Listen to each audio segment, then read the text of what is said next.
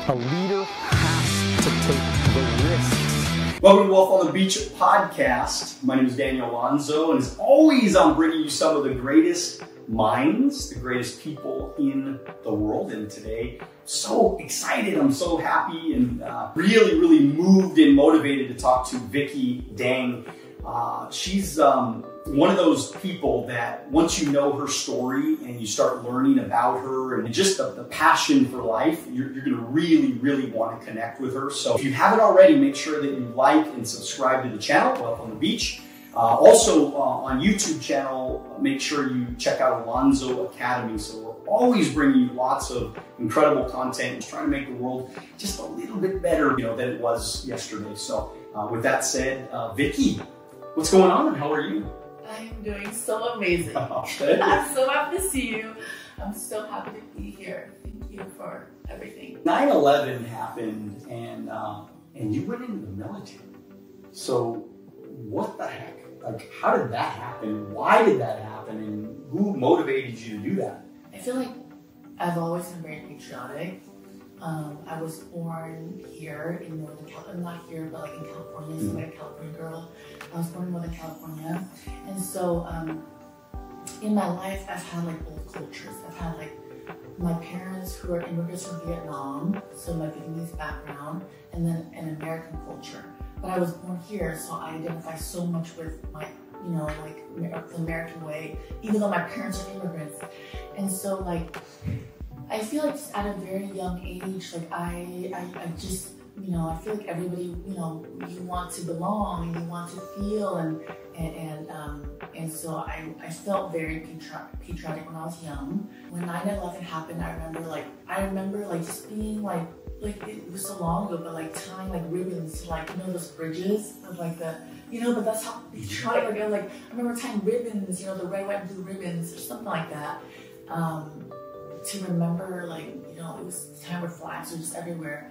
And also, I think at the time, I didn't know that I was always going to go into the military, but because I feel like I love America, there was a part of me that always wanted to serve, not even understanding the word serve, but I wanted to always give back.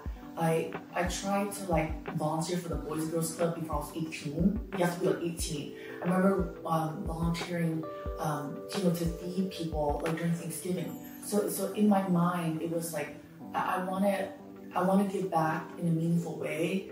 And obviously the term, the vision I have for my life now is to be in service. But it ended up me serving in the military.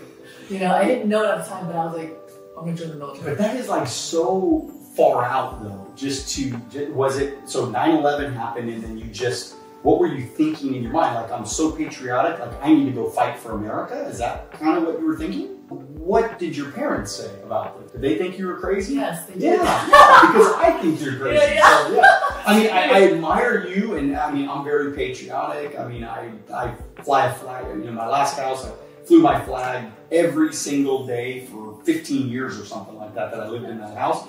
So I'm very patriotic. I love America. This is I travel all over the world, but it's interesting how when you come back to America, you're like, I love America because we are a great country.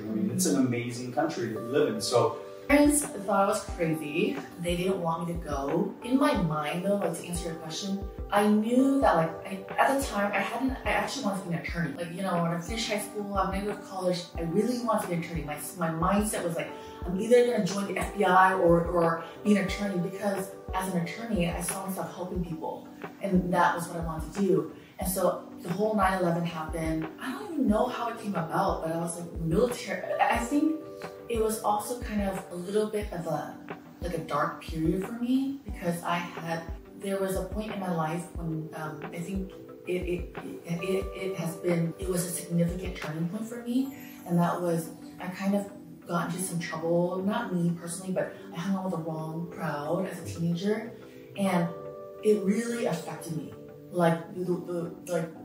Teenagers are already, kind of bad, bullies and things like that, but to hang out with the wrong crowd and to have it affect you in such a way, especially at that age. So I was kind of I want to get out of here.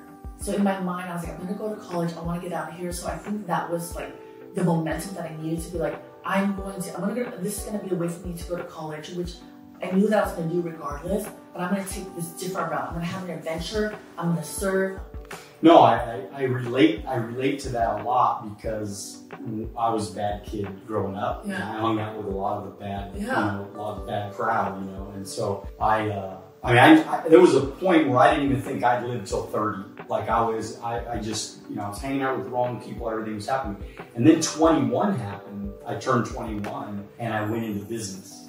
And that changed my life. So it's kind of like you went into the military changed you, kind of probably changed the whole course of your life, I'm sure, right? And same thing with business for me, it changed my entire life because I started hanging around with people that were good people, that were, they had goals and they had ambitions and they wanted to be somebody. What was that like to be in the military? Was it hard? I mean, did you cry? Did you like have dark moments inside the military? Tell me about that. Can I ask something? Yeah. Because I'm dying to know. Yeah. I love that you share that, and Daniel, like, I'm sure you know this, but I feel like pretty much anyone and everyone that I know that is successful or have done a lot, they have a chip on their shoulder.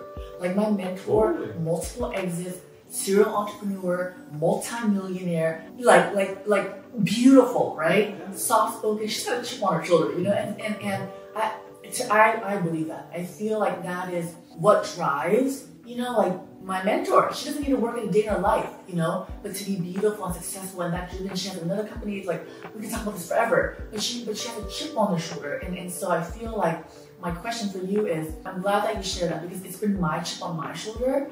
Like, at what point, we don't have to get into it if you don't want to, but at what point were you like, I'm gonna go into business at 21? Did you have like a moment where like that shift happened? Because that shift happened for me as a teenager. Yeah, the moment was I had a friend of mine, and he was my best friend growing up. His name was Adam, and we did everything together. Me and Adam were best of friends, we were best of buddies, and we did everything. And I went into business, and he told me it was a scam. He told me it wasn't real. He just was so negative, towards me. And I'm like, dude, I've supported you everything you've ever wanted to do. I've supported you. All you got to do is, I don't care if you go into business with me or not. I just want my best friend to say, hey man, you can do it and believe in me, right?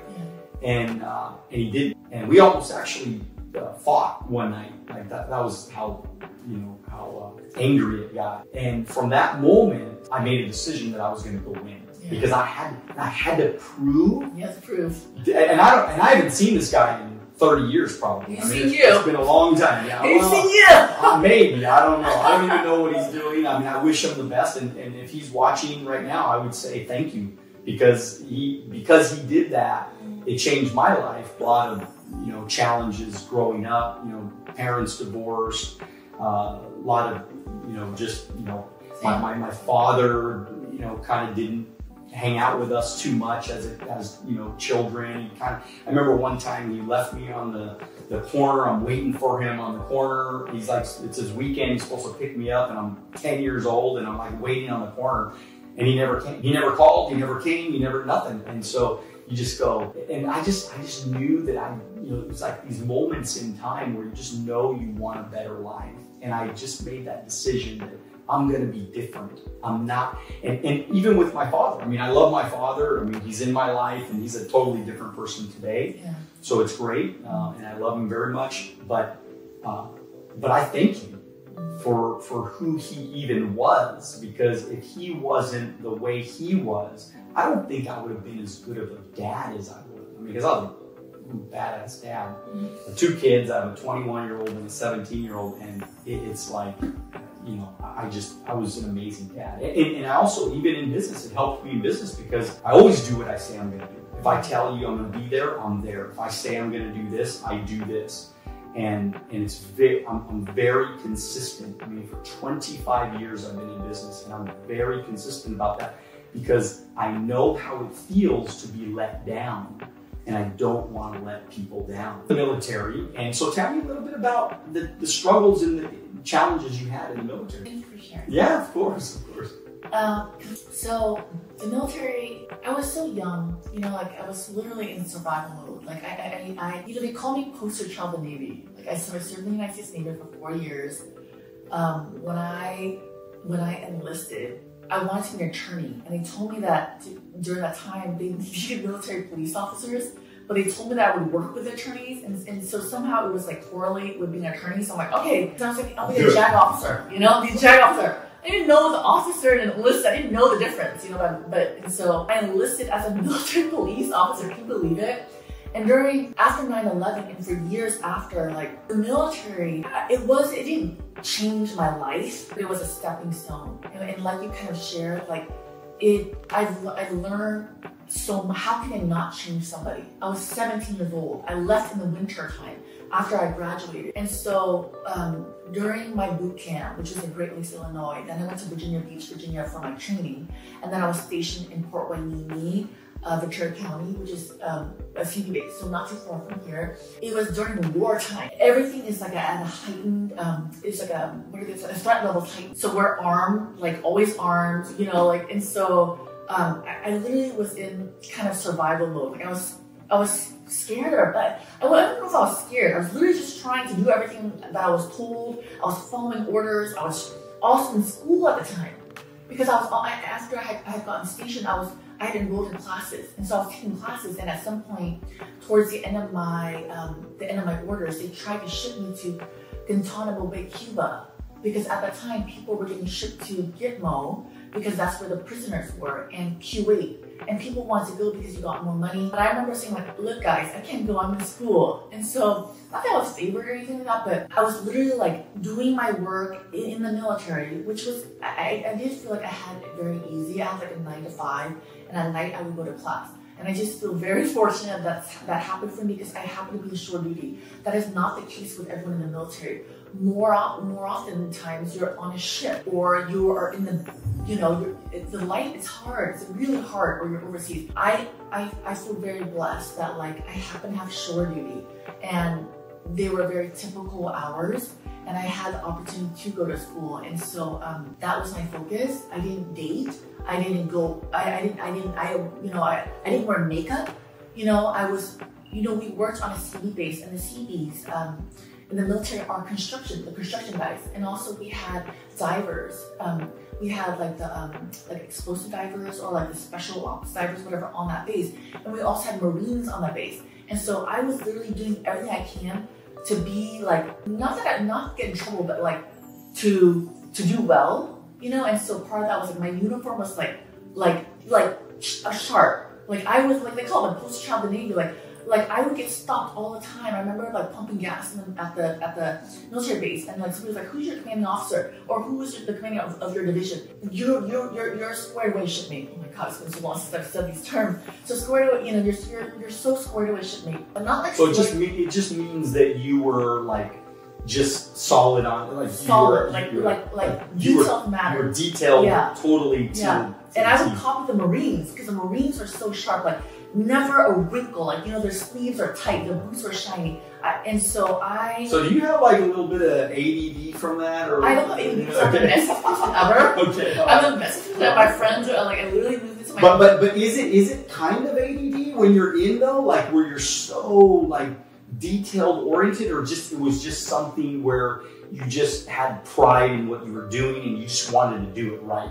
Both. Okay. Both. I'm not, you know, and that's something that I took away, you know, like in the military, like in boot camp, like when they're yelling at you for your bed to be made with the sharp corners, there's a reason for all that. Like the military is literally training me to be mindful of details, because details matter during wartime and out of wartime. If you miss a detail, it could cost a life. I remember one time, a friend of mine, I'm not gonna say who it is, we're gonna have to beat that up, but they were like, Dane, because my last name, they're like, Dane's a lesbian.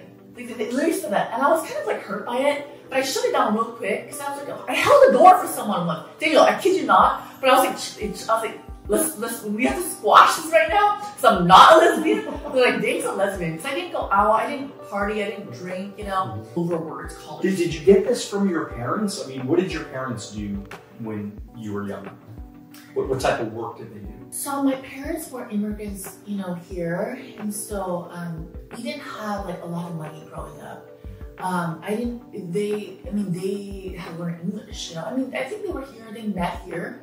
And so like I think they were in college. And they're immigrants from where? From Vietnam. Okay, all right. Yeah, so they met at a community college. My mom at the time, she was like, she didn't kneel when I was younger, but because my parents had separated, my mom ended up going back to school. So my mom ended up in healthcare, and she would work taking care of 3 kids. But I feel like now I'm like, compared to, you know, myself, I own 3 kids, you know what I mean? And so with her making so much less money, you know, and so my mom ended up working, and then my dad at the time, like, they separated when I was so young. He works at a cable company, and then he ended up, when my dad left when I was like probably like around 9 or 10, and my parents had a settlement from my grandmother, so my dad and my mom ended up starting a business overseas, and so my dad ended up eventually staying overseas in Vietnam.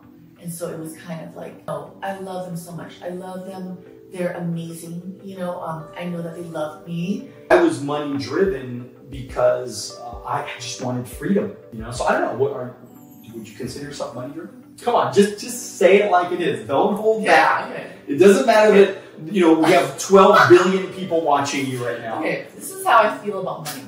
And how, you know, how I feel about money now, how I've always approached money, because I want to hear your thoughts. Yeah. And I want to, I don't know if my way is the right way or wrong way, but I can tell you from a very honest place where I'm at and what the mindset I have and what has worked for me. Money didn't actually drive me. Okay. I never really cared about making money. Like in my mind, I just saw myself as successful, but I didn't attribute, is that the right word? Like I didn't. You didn't connect the money with the success. Right. I saw myself as as an attorney, you know, as like successful, and that came with money, right? But I saw myself as having a very flexible, independent lifestyle. You know, Dionne Furstenberg, I remember hearing her say, she said that I didn't know what I wanted to do, but I wanted to know who I wanted. I didn't know what I wanted to do, but I knew who I wanted to become. How did you stay focused on what you wanted? But the money thing, like I want to say this because I talk a lot about it because it is so important. And you've said this before, like you have said that money is energy, you know. And so I feel like you and I are both worked on ourselves so much, like in our careers, and I think you would agree with this, like mostly on who we are and our mindset. My belief is that it is your mindset that allows you to make money. And so while I never cared about money, I've always been very generous, and I cared a lot about how people felt. So all my life, even when I was making no money, you know, now even when I'm around people that are so rich, even when I'm around couples and it's me, I have no problem like picking up a tab, or I want people to feel included always. Like the way, like I've always felt like it mattered more to me to like have fun and have people feel important and not worry. Even when I didn't, you know, so beyond whatever I was capable of, I would contribute, or I would always just be very generous. And I've learned, Daniel, is that like, you have to be generous. Like I get to be really generous with my life because generosity is a frequency. I can always make more money, but how many times have you met with people, vendors, with clients, with people like designers, with other people who try to rip me off, with them not knowing that I could have connected with you with so many other people, because we think big picture. Absolutely. This is how I think. I don't know if it's the right way or wrong way, but this is how I think. No. That's everything. Because I mean, people are short-term thinkers. This is the problem, is that they just think short-term, so they're not thinking about the 100 referrals in the future.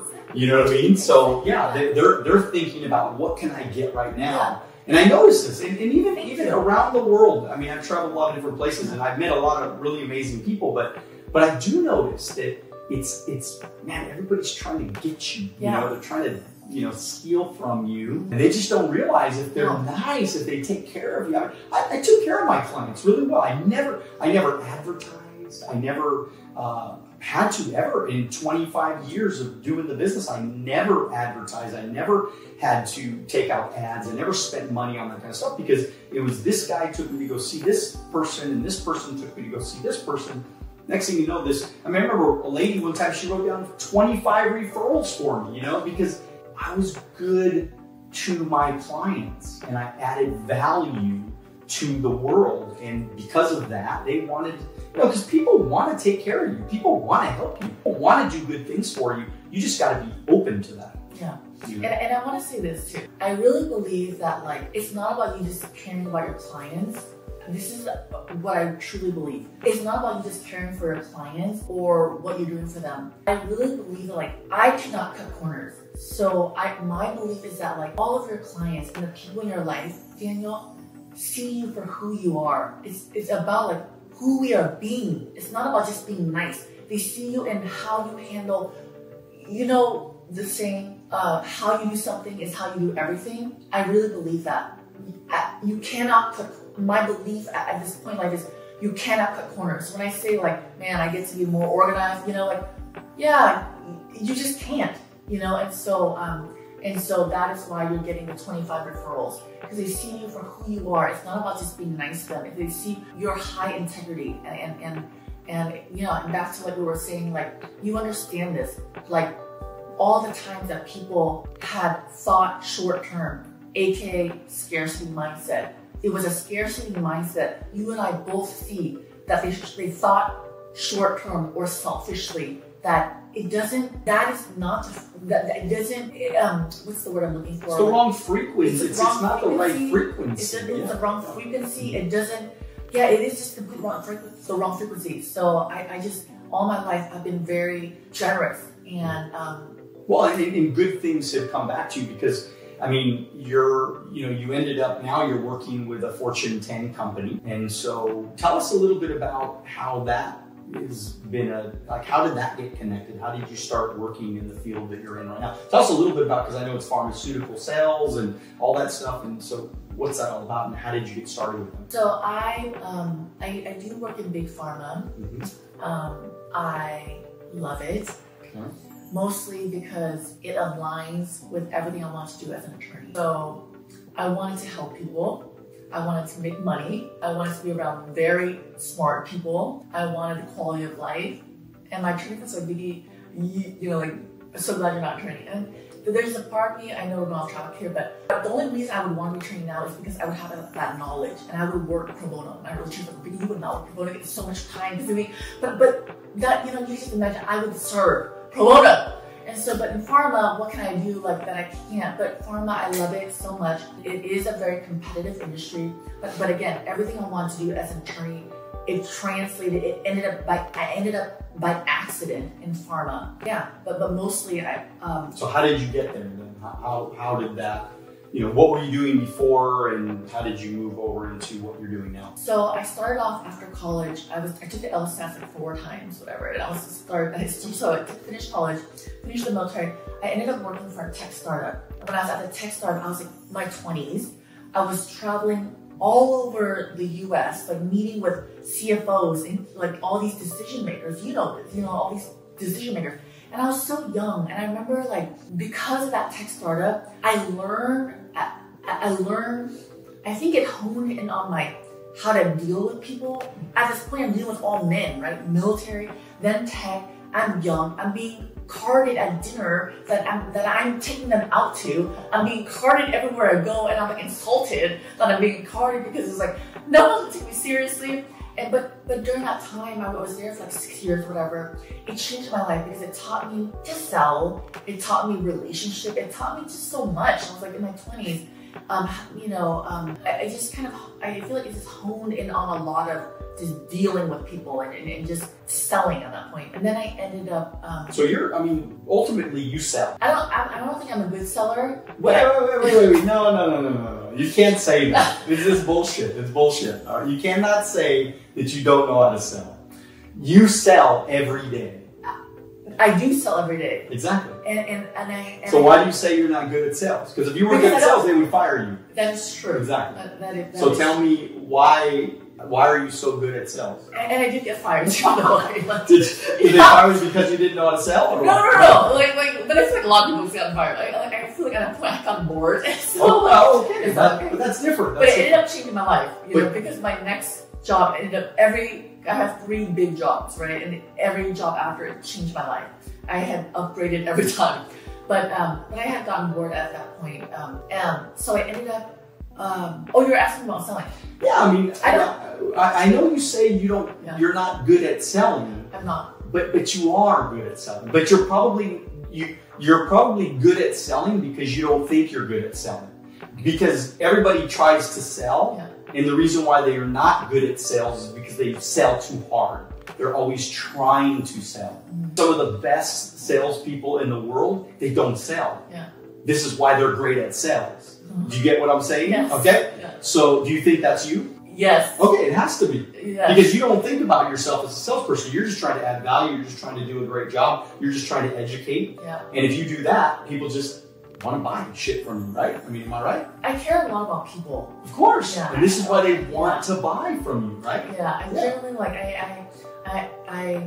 I would say that I have had a lot of success in sales. You know, pharmaceutical sales. There you go. Tech sales. Yes. But what I would say attributed to that, to my 9-figure sales, again, sales, as I've broken it down in my career. 9 figures. Just so you know, that was 9 figures. $250,000. Okay, go. In my career. Okay. Like, I care a lot about people. Like, I care a lot about them. You know, whenever I meet my doctors or whenever I meet someone, like, obviously there's people you just connect more to than your clients. Sure. You connect more to them than others. But in my mind, the ones I connect well to, I'm like, they're gonna be my friend. You know, I want, you know, they have kids. I didn't have kids. I still don't have kids. I'm always trying to connect the dots. I'm always, literally, whether it's my doctor or whether I'm always trying to connect, or whether it's a college kid now that I just love. I'm like, in the future, who can I set them up with? You know, okay, maybe I could hire them in the future. You know, maybe, you know, this and that. I'm always trying to connect the dots. And so I would say I care a lot about people. And I am very intentional. I'm not intentional about the sale, but I am intentional because pharmaceuticals, you're not really, you are with the doctors, like sharing clinical knowledge, right? It's not like a transactional sale, and then you want them to write a prescription, right? You want them to write, and there's other medications. So I am very intentional about what it is that I wanted to share with them, or what it is that I'm doing, and I am very, I would say, like, not good at sales, however, whatever that is, but I am very intentional in my work, and I am very intentional in my life. Like, I'm intentional about this time together. I'm intentional on a date. Like, I am very intentional about how I show up, because I have learned, and I've learned, in my belief too, is that, like, I cannot run on my emotions. I don't rely on my emotions, but I am vision driven. I am results driven. And so when I am intentional about everything I'm doing, it allows me to move that needle forward. You know, like, I've learned so much in all these workshops that I've done. Like we're not focused. We're focused on vision, and we can't focus on emotion. So it's kind of like in the long-winded answer. Like, that's how I go about it. There's a lot of salespeople that they do absolutely nothing but think about. And by the way, there's a lot of people that are watching this right now, and they're just getting knowledge. It's just knowledge, more knowledge, give me more knowledge. I want to learn more. I want to get more information. But at some point, you have to say, I got to do something. I have to be intentional. I have to get results. I have to follow through on the advice that these people are giving me. So if they hear a nugget of wisdom or a piece of information that could be, you know, transforming, well, they need to act on that information. See, this is the difference of somebody like you versus most people in the world, is that at 18, you said, I want to serve my country. You didn't think about serving your country. You fucking went and served your country. That's just the truth. And you did it. And then you said, I'm going to go into startup sales. And you said, I'm going to go do it. And then you just did it. And then you went and they said, I'm going to go, go into pharmaceuticals. And then they just did it. You just did it. And this is the difference where if we're not intentional, if we're not vision oriented, if we don't have a plan for the future, we will miss out. You will miss out on opportunities. So many people, they're going to miss out on so many great opportunities and chances to change life. And the reason why they don't do it, the reason why you're not intentional, why you don't follow through is because something inside of you is worried about what other people are thinking about you. Success and all these things, they don't know. They don't know. So tell me about it. You don't know. So tell us about it right now. We want to know. Yeah, they don't know, Daniel. I love everything that you said because you and I feel like we both understand at this point who we are and the people that we have surrounded ourselves with. They're all intentional. At some point, I believe in your life, I can only speak for myself, but there was a point in my life where the terms we hear now, alignment, intention, affirmations, I believe that for me, if you're trying to get somewhere and you haven't heard these terms, you will get to a place in life where all these terms are going to sound normal, But, and so we are growth-minded people, right? We're growth-minded and we're curious and we're also very heart-centered. That's why you have this podcast and that's why you have been so incredibly successful. You don't need to work where you're traveling, which you are, by the way. You don't even need to do this podcast, Daniel. It's a lot of work. It's a lot of work to commit to your weekly podcast. It's a lot of work to do the editing, to interview people. It's a lot of work. You don't need to do this. But you do it because you have a vision, and that is to help other people. I guess where I'm going with this is I want to say this about taking action. This is something I really, really believe in because this is where my adversity has been, and the only thing, and if this is the only thing that lands, this is what I want to share. Other people don't need to have a life like you. They don't need to have all this financial success or a team of 25 people. How many people do you have? 1,500? 1,500, sorry. 25 years. Yes. 1,500 people. 25 years. Yeah. You don't need to be in pharma, Yeah, we do look like we have it all together. This is the differentiation. Differentiation, yeah. Right? This is the differentiation. This is the difference. Yeah, this is difference. Everyone is different. So whether you want to end up starting a business, which many people on your podcast they're listening to you to do, they already have a business and they're stuck, which I'm sure you and I can both relate because I'm stuck all the time, right? Or the people that younger generation, that may be listening, learning, right? They're still in college or they haven't even really started working yet, right? I recognize that people struggle, life is hard, and so whether you're getting out of bed today or you are closing a multi-million-dollar deal. I look like I have it all together, but I don't. And what people do not know is that my greatest strength is my empathy and compassion.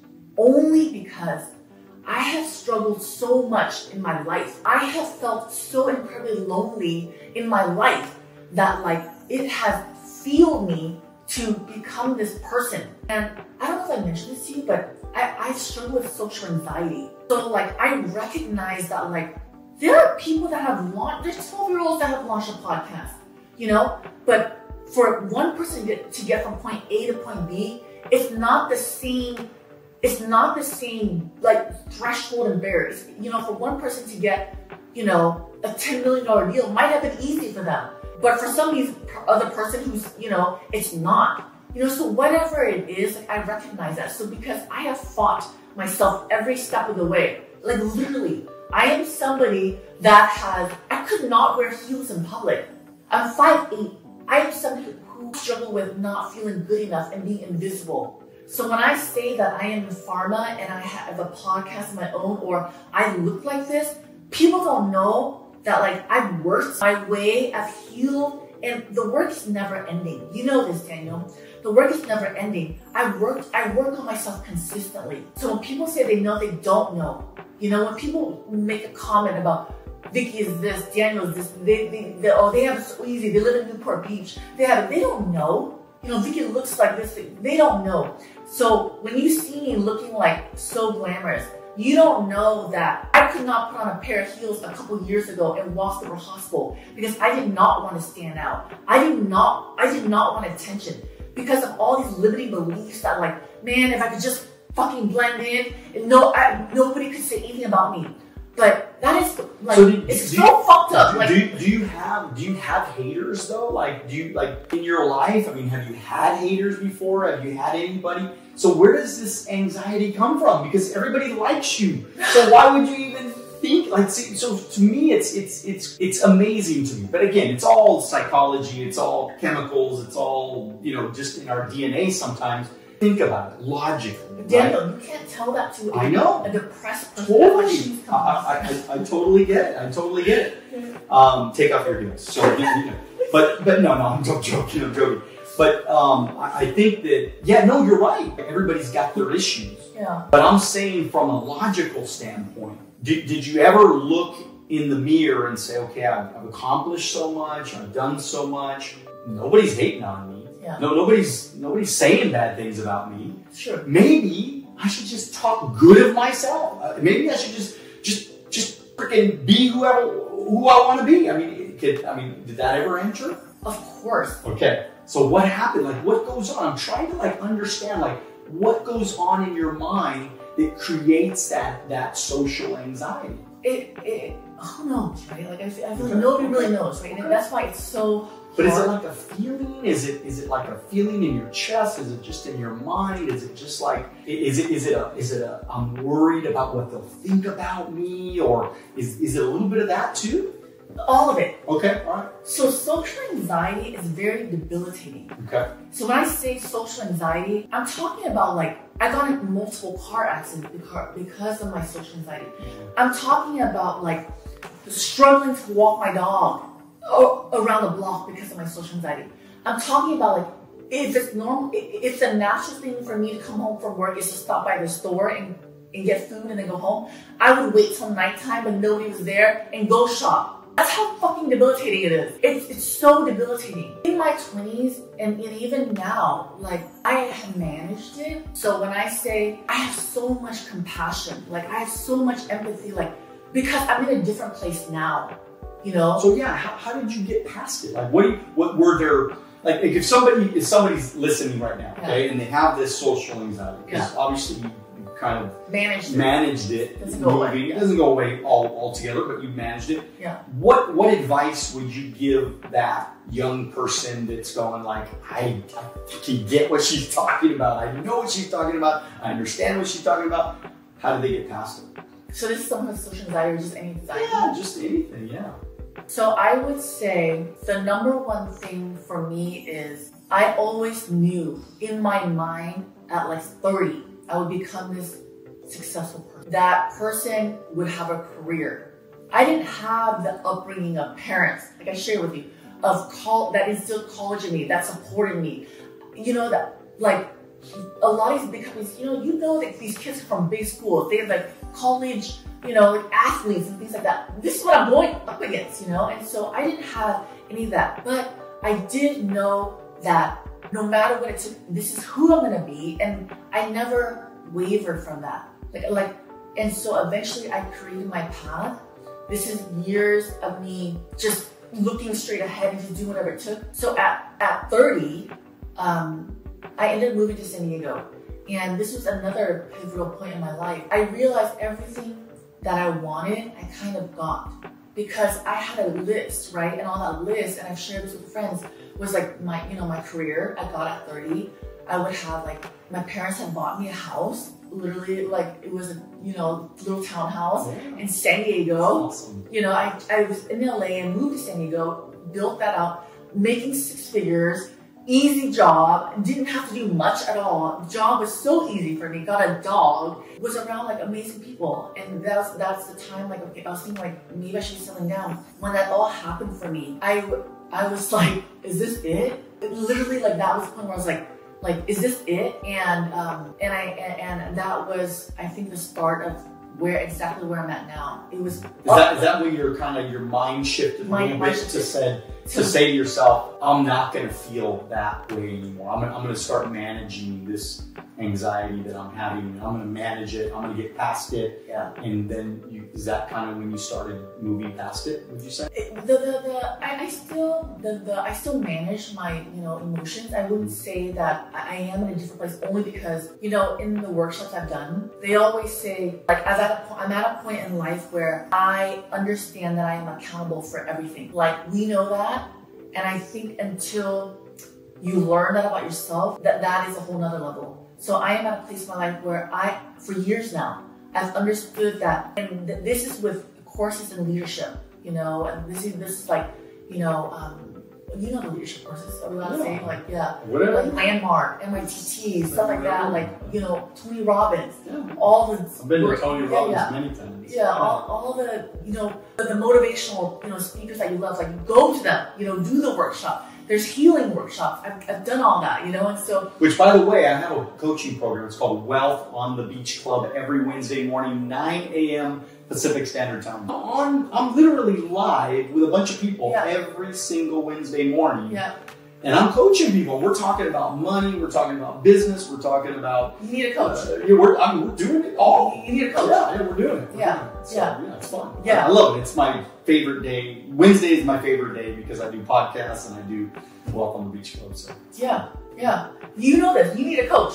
I feel like you need a coach for everything. You're a fitness coach, a business coach, finance coach. I'm a big believer in coaches. Right. Yeah. And so, so I think throughout the years, like, I feel like I am somebody who is very accountable, and I understand, like, they tell you, like, I am source for everything, whether it's something that's not working or whether it's working, and to look at your results. So I look at my results. You look at it, you get feedback, and then you pivot. I don't know what the question is, but that's kind of... Well, we were just talking about really how you overcame your adversity, Thank you, Daniel. And so at 30, I wanted to do something creatively. I actually thought I was going to start a business, like a spray tanning business.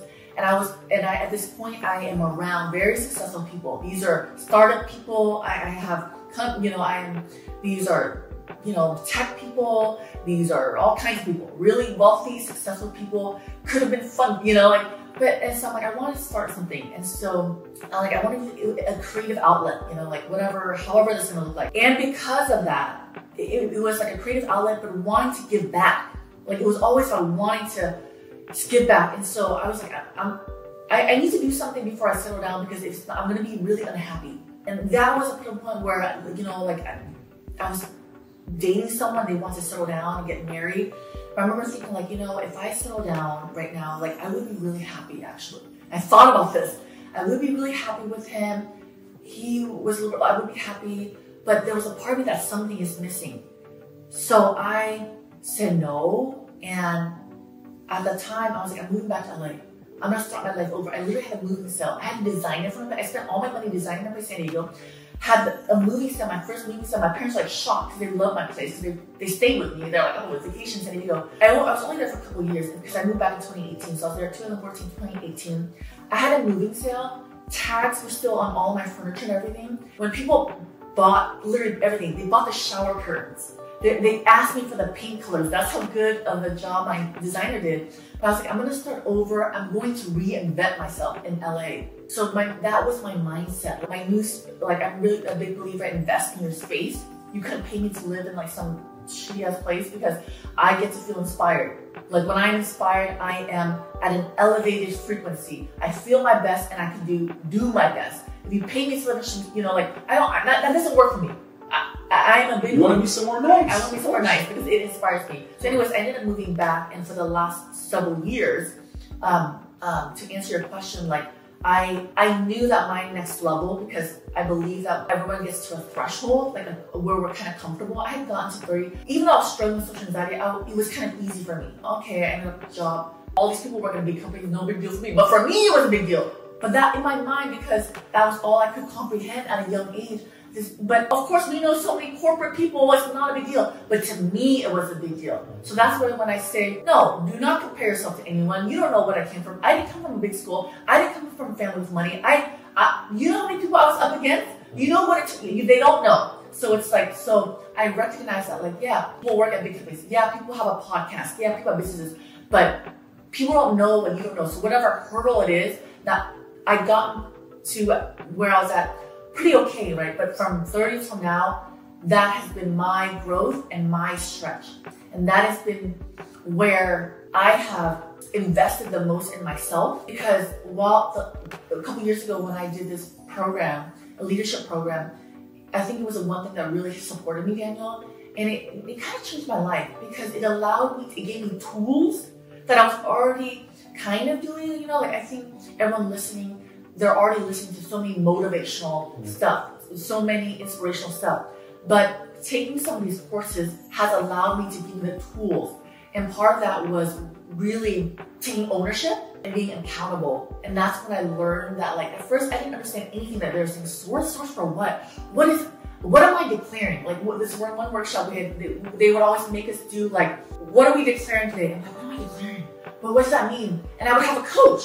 And every morning for like 3 months, she'd be like, what are we declaring? I'm like, I don't know, what to work today? But you know, and I would tell her this and she would hang up, right? But I realized that, like, declaring is what I do pretty much every day. So can I share like a tool that I please, absolutely. One of the tools that I use every day of my life is being intentional and setting declarations, right? So it's declaring what I want to happen in any moment, right? Because we cannot run on our emotions. Again, we're tied to our vision, right? And so back then when she was making me declare whatever, I would make up stuff, you know, because I would just hang up on her and then we'd like go out and go back to sleep or whatever. But now I understand the value of declaring. If I'm going to say I'm going to have a good day, I'm going to have a good day. Like, no matter what fucking happens, I'm going to have a good day. No matter how I feel about this interview or this connection, we're going to get through it, and I did the best that I could do, you know? So I am declaring what gets to happen. I don't care if the room around me is on fire. These are the results I want, and I am tied to that, and who do I get to be? So the tool that I specifically want to share, because I know I'm going in a long-winded way about this, is I set my declaration, like, my intention, anytime I do anything, my intention is to this. My intention is to connect. My intention is to empower. My intention is to add value to my client, right? My intention is to connect my doctor today, right? But the next step and the tool that I use all the time is, who do I get to be? Literally on my phone. Before a date in my car. No, actually, I get picked up now. But like, my intention is to connect with my date. But my intention is to have so much fun with my date. Who do I get to be? I get to be fun. I get to be present. I get to be loving. I get to be myself. Because that's myself, you know? And so that is a tool that I use, and that has significantly changed my life and shifted me. Because Daniel, you know that, like, I can be declaring every day and things still don't always happen. But unless I am declaring, unless I'm intentional, I am moving the needle. So many times I declare and it doesn't happen. Every day now and in every moment, I kid you not, I am very intentional about every interaction I have with you, with every person, because for me, that is me moving the needle. Because if not, I will just fall back into comfort. Because as you know, we fall back into safety. What are your thoughts on all this, Daniel? What do you think? No, I mean, I think that intention is everything. I mean, I have my intentions. The way I did it is I actually put together a dream video. So all of my intentions are in this like little 4-minute video. And before I go to bed at night, I watch it. If I wake up in the morning, I watch it. Or at least as often as I, feel I want to watch it. And it's just 4 minutes of all my intentions written down with pictures of places that I want to travel to, the type of team that I want to build. I have some pictures of some of my agents that I am kind of like, you know, visualizing them becoming more successful, because in my business, the more successful my agents are, the more successful I am. Yeah. So my whole intention has always been about, how do I help my people become successful? Mm-hmm.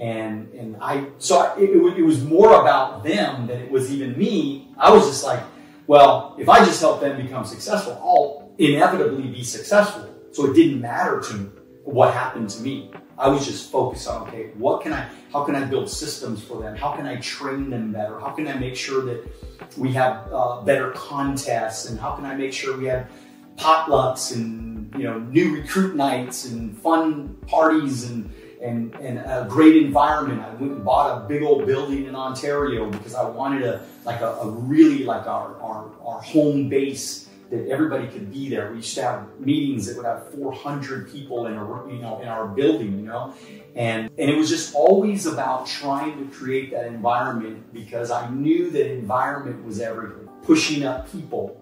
So I'm always trying to push up people. I'm always trying to edify people. Always trying to make sure I make people feel special, feel good, you know, because people, they'll never tell you, but everybody has a flashing sign on their back that says, and this is what it says on the sign, it says, make me feel special, make me feel important, say something good to me, say something nice to me, just make me feel good. And this is what we all want as human beings. And just getting back to the sales, the truth is that you never feel like you're a salesperson, because all you're doing is you're edifying people, you're pushing them up, you're making them feel good, you're building a relationship with them, you're making them feel special.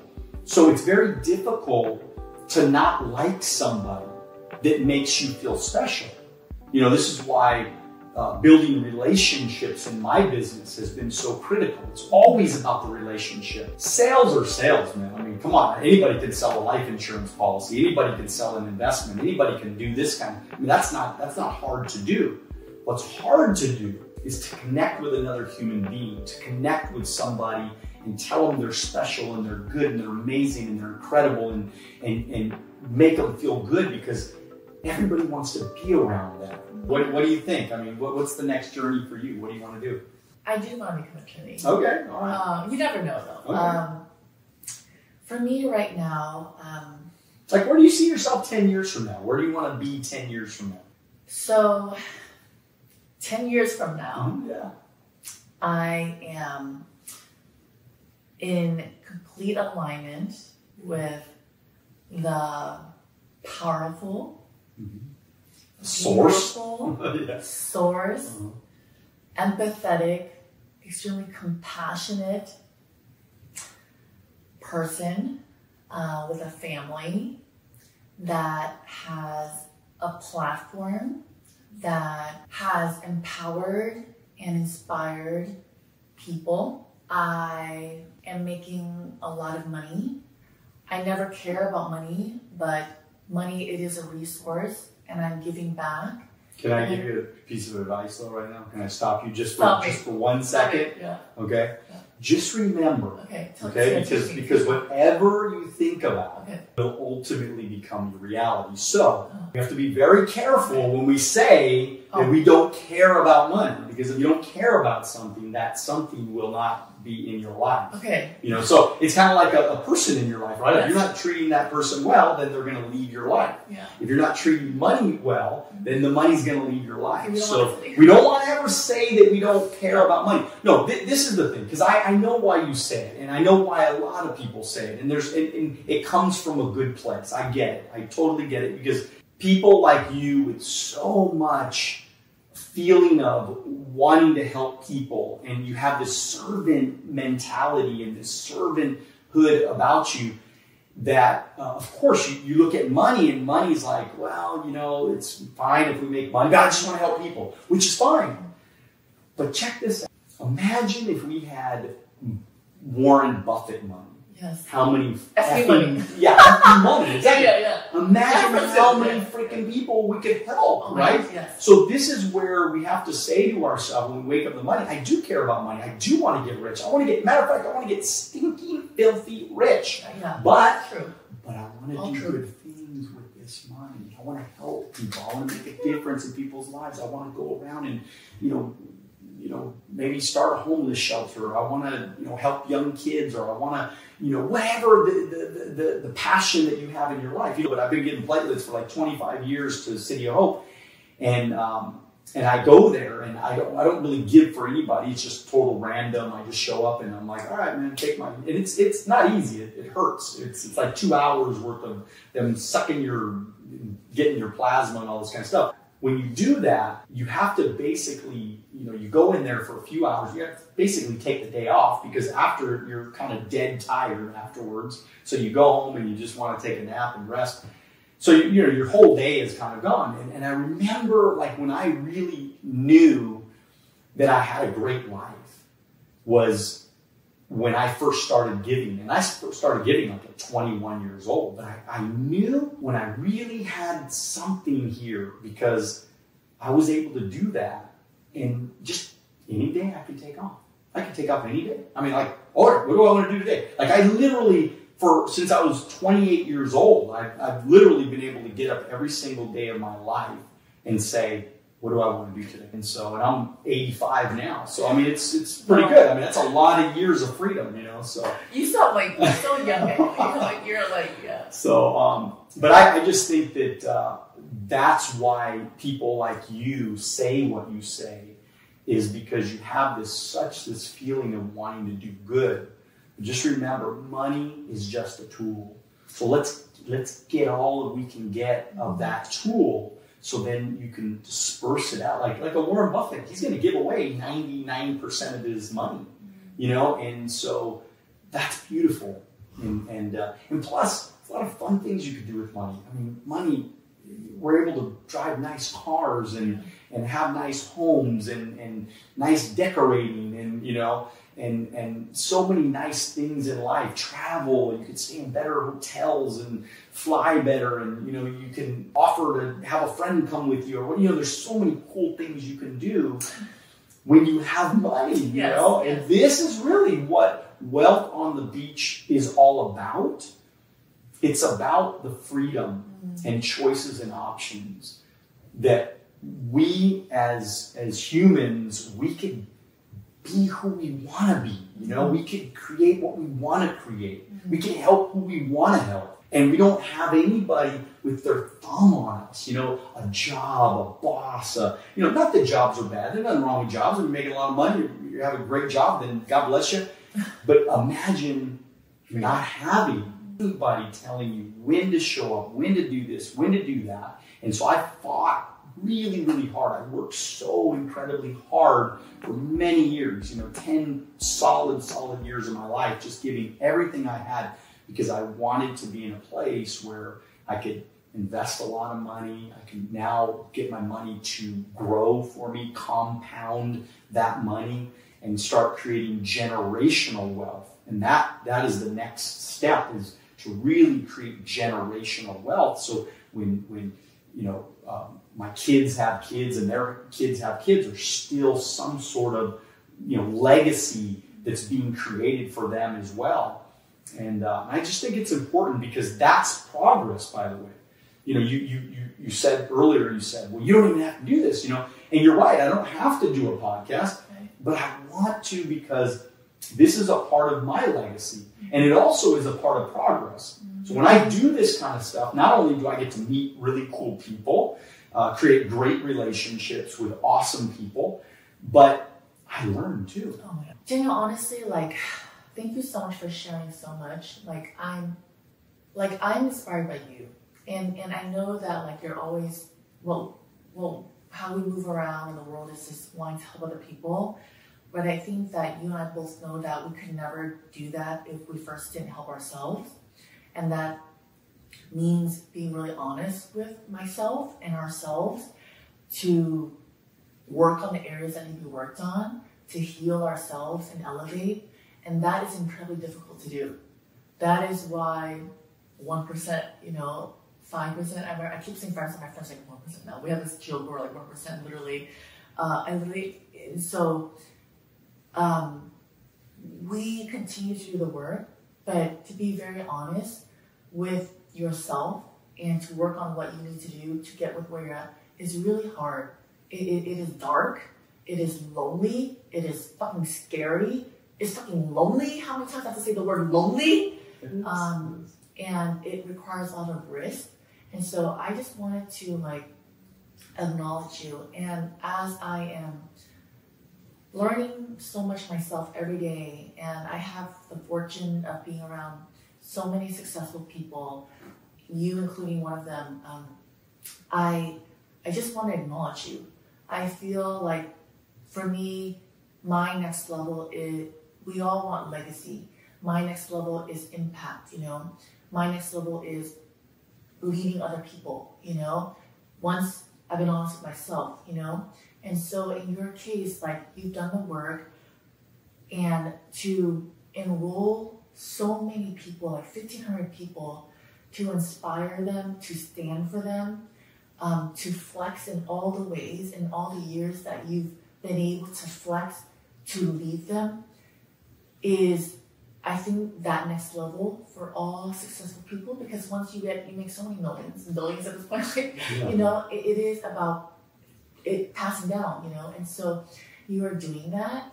Sure. And I also recognize that not everyone and most people are unable to acknowledge us in the way we may need to, but it is incredibly important because one, they may not know how to, and even if they do, people don't really communicate, and so I want to tell you on behalf of all the people that you have helped, more than 1,500 people, and all the people that you coach weekly, to stand for their greatness, to stand for all the potential that you see in them, and to be honest with them requires a lot of courage, requires so much energy, time, and money.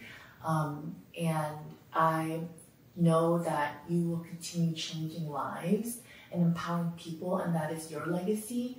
And I know that you know that, but I also know that you've helped so many people that have been unable to tell you, but we know the people that have shifted our lives, that obviously we go back and thank people, but there's always been that person that's really changed us. And I know that that's unintentionally, we're not trying to do that, but you've done that for people. And so my wish is that you feel so much love always, that you always feel acknowledged, seen, and heard as you continue creating in the world and having impact in the world as you travel, and just have so much fun, and that just all of your days are feel just much more fun, Appreciate it. Yeah. Thank you so much. I appreciate that very much. So thank you very much. Okay, so tell us how to connect with you. Tell us about the big Rolodex. Yeah. So. And what is this? Okay, so I'm really excited. Tell us how we can hear you, see you. So I'm really excited. Big Rolodex is a podcast I launched not too long ago, and it's a platform that it's called Big Rolodex, for Rolodex of connections. Mm-hmm. And it's going to be, the intention behind it is to connect you to other thought leaders and business people, other creatives, to help empower you and inspire you to get to your next level, however that may look like. It's awesome. Very cool. Very cool. And being that you're an introvert, super introvert, this is way out of your comfort zone. Yes. And I love it. Yeah. And I love it because we should all be getting out of our comfort zone and trying new things. And I tell my students all the time, I'm like, start a podcast. Mm-hmm. They're like, but I'm not super successful yet. But that's okay. Start a podcast. Because you can just, there's nobody says that you have to be rich to have a podcast. Mm-hmm. You can just have a podcast because you want to talk to really cool people, and you want to learn from people, and you want to take that knowledge and give it away to the world, right? There's nothing wrong with that. So I love it. So that's exciting. And so how do we connect with you on social media? So you can connect with me online on Instagram. Okay. It's Vickie D. And it's Vickie and then D-E-E, right? D-E-E, yes. D-E-E, okay, Yes. all right. And then I'm working on the podcast, so you can connect with me on Big Rolodex, and so that's coming. But yes, I'm like, Very cool, very cool. Well, thank or you. connect with you, and then you'll find me. Yeah, absolutely. So yeah, and I want you all, if you could do me a huge favor, go out, reach out to Vickie and say thank you so much for this amazing information and all the value and all the really cool stuff that you brought to the table today. But thank her, if you would, for me. Leave her a DM and say, hey, we saw you on Daniel Alonzo's Wealth on the Beach podcast. And we thank you for your time, your energy, your passion, your courage, your patriotism. We appreciate you, and we see you too. I mean, there's a lot of people that they're going to connect with you, and they're going to say, thank you, Vickie. Thank you for inspiring me. Thank you for giving me, another vision of what is possible. That anybody coming from, whether it be an introvert, coming from a family, maybe not the best upbringing, maybe not a lot of money, maybe some challenges, parents divorce, all these different things. But anybody, like you're literally in real time proving that anybody can create anything that they want to create. Anybody that has that passion, that will, that courage to be disciplined, to follow through, to take action, to be results oriented. Anybody can do it. You're not the only one. I'm not the only one. I always tell people all the time, why is it, you see the lifestyles of the rich and famous. Why is it that they have all the great things? Why is it that they drive the nice cars, live in the beautiful homes, and take the awesome vacations? Why them? It's not just about them. It's all of us. All of us have that opportunity. So with that said, continue to dream bigger than ever. Get after it, but most importantly, do it now. God bless. We'll see you at the top.